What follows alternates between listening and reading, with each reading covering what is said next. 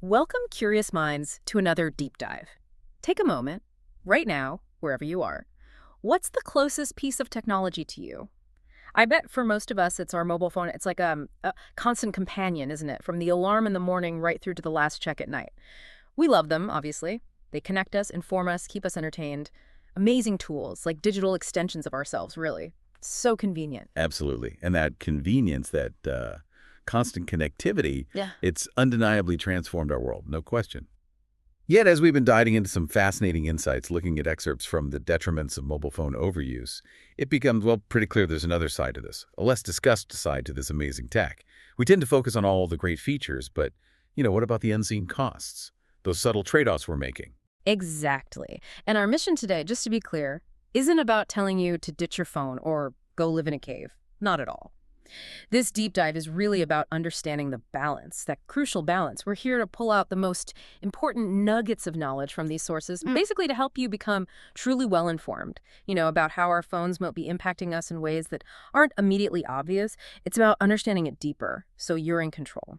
Right. It's about empowering you with, let's say, a more nuanced view, so you can make conscious choices, informed choices about how you use what is, frankly, one of the most powerful tools you own. Okay, let's unpack this then. Let's explore some of those hidden costs. And maybe we should start with the most immediate thing, the one we probably all grapple with. Distraction. The distraction trap. This next point really highlights the subtle ways our phones get us. That constant buzz, the ping.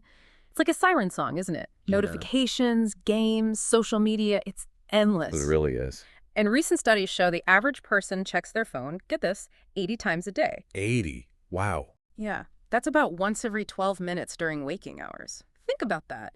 So many tiny interruptions. How often do you find yourself pulled away from what you're actually doing by your phone, and then, poof, minutes have just vanished? Well, what's truly fascinating here is the brain science behind it, the neurology. Each notification, every little like or message, it triggers this small dopamine release in our brains. It's basically a variable reward system. Think of a slot machine. It trains our brains to constantly seek that next little hit. Uh-huh. And this creates a really powerful behavioral loop that's honestly incredibly hard to break. And it introduces what researchers call cognitive load. Mm, Research actually shows it can take up to 23 minutes. 23 minutes. Yeah, 23 minutes to fully get back your deep focus after a significant interruption, like a notification you actually engage with. That's a massive drain on our attention and our productivity, of course. 23 minutes just to get back to where you were mentally. That's Yeah. that's way more than just a lost moment. And that constant drain, it doesn't just hit our work or studies, does it? It starts to creep into our relationships, our most important connections. What happens when that fragmented attention spreads to the people right in front of us? Exactly. That's a crucial point the source makes. When your attention is constantly split, even when you're talking to someone, Hmm. well, you're just less present. The source material highlights this thing called phubbing phone snubbing, ignoring the person you're with for your phone. Right, I've seen that term. And it's not just about missing one little thing they said. It's the cumulative effect of all those missed moments. It really reduces the quality of face-to-face interaction. And if you look at the bigger picture, it's not just a lost bit of chat, but a sort of gradual wearing away of those vital social bonds. Bonds that really need undivided attention and genuine engagement to thrive. It can definitely lead to feelings of neglect, maybe even resentment, quietly undermining things.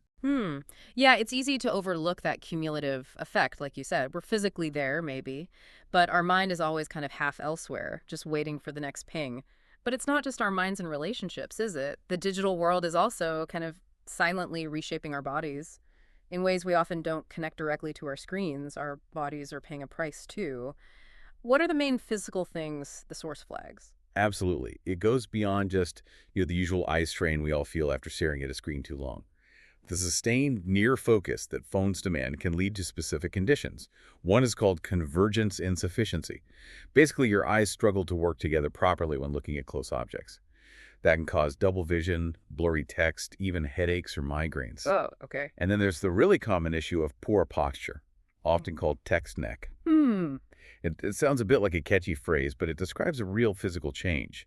For every inch your head tilts forward, you're adding about 10 pounds of pressure onto your neck, your cervical spine. 10 pounds per inch. Roughly, yeah.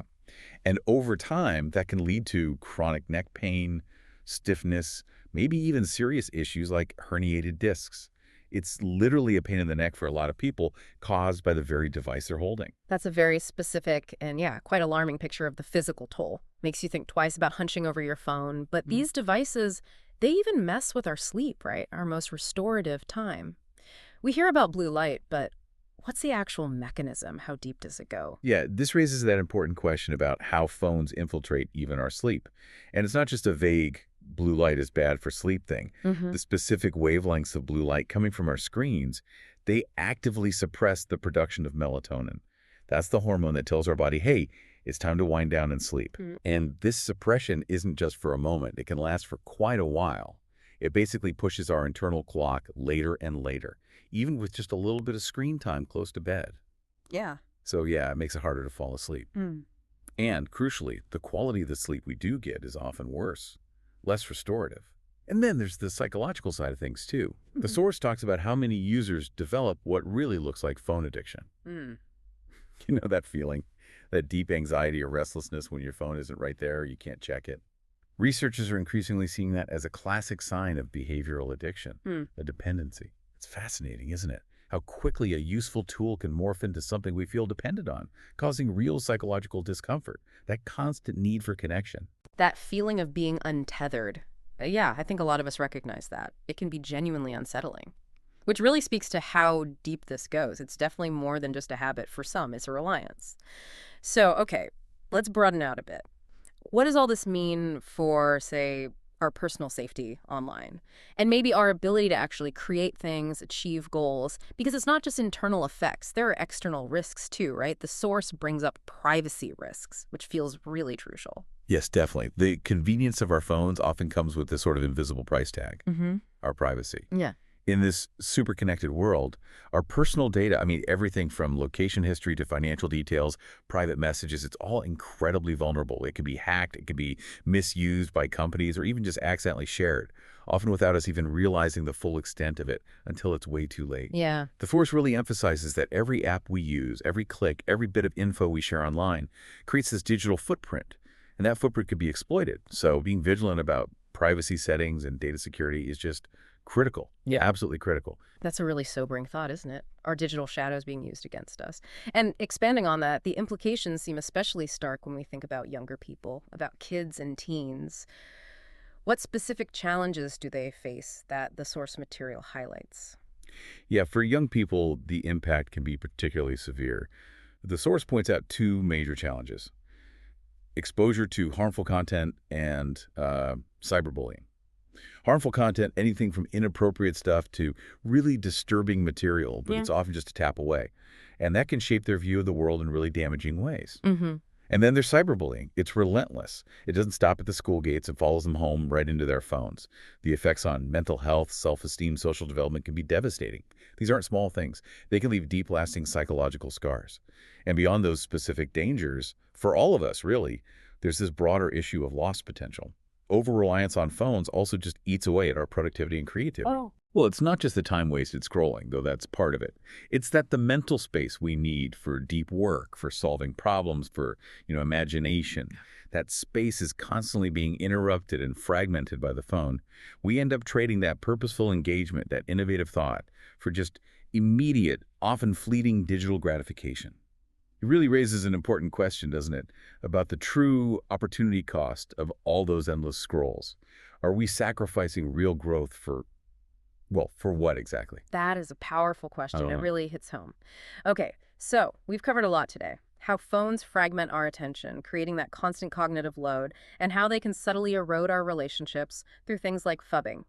We've looked at the physical toll-eye issues like convergence insufficiency, that text neck problem, and how blue light messes with our melatonin and sleep, plus the psychological side, phone addiction, anxiety, the privacy risks, which are huge, and the specific dangers for younger users, and then this broader reduction in productivity and creativity. It sounds like a pretty grim picture when you lay it all out like that. It can definitely seem that way, yeah. Yeah. But the source isn't just doom and gloom. It does point towards a crucial takeaway, a way forward. The key, it argues, really lies in finding balance and practicing mindful usage. The message is pretty clear. Mobile phones are incredibly powerful tools.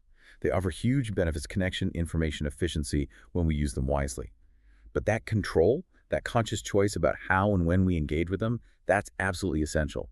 Without it, they can, maybe quietly, maybe subtly, but definitely comprehensively, harm our health, our relationships, our effectiveness. It really is about being the master of the tool, not letting the tool master you. A really crucial distinction to make. Okay, so what does this all mean for you, our listener? We've dived into the impact on focus, relationships, physical health, mental well-being, digital safety, productivity.